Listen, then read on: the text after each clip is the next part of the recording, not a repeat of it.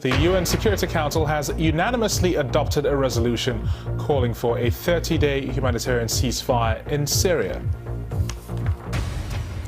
So let's talk about that story a bit more. Dr. Kamran Bokhari is the Director of Strategy and Programs at the Center for Global Policy, and he's also a fellow with the Program on Extremism at the George Washington University Center for Cyber and Homeland Security. Thanks a lot for joining us, Dr. Bokhari. First things first, I've just been looking at some of the comments. The Americans say they're doubtful that the Syrian military will comply. The Russians say they doubt the ceasefire will hold.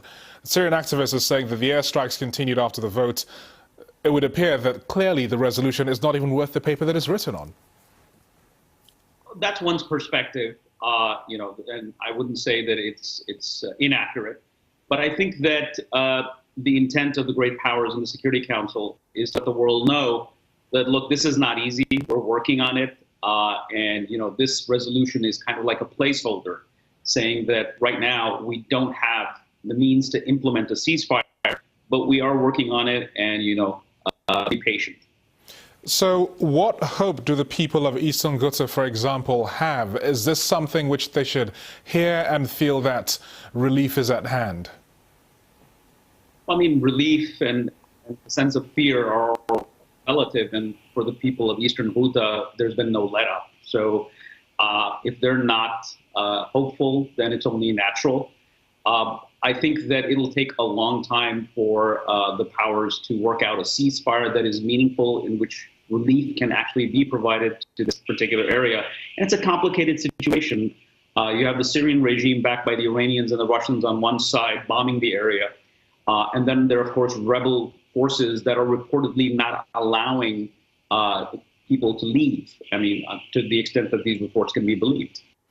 So, well, could you just expand on that a bit? Because I'm curious about why it's been so difficult, because clearly if people are suffering to the extent that they are, it should be easy to come to some kind of agreement that lets aid agencies in, for example.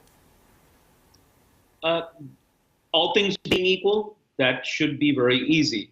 But dealing with geopolitical interests, Eastern Ghouta is very close to the capital, Damascus, the seat of the Assad regime. And it has its interest in not letting up in terms of its onslaught against the rebels. Likewise, the rebels do not want a situation where they're weakened and they lose this critical space that is so close to the capital. There is no other major rebel, stronghold anywhere near the regime's hub, which is Damascus. So, I mean, these are the interests that are preventing any ceasefire so far. And we may have a ceasefire. The question is, how long will it last? How many people will benefit from it? And, what happens next?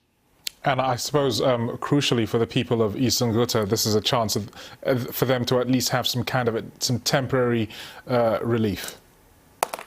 Yes, I mean, it would be a respite. It would be temporary. How many people benefit from it, is anybody's guess, because this place has been bombed for quite some time now, and we don't even know the full scale of carnage and what will it take, what kind of undertaking will be required to provide the people some form of comprehensive respite.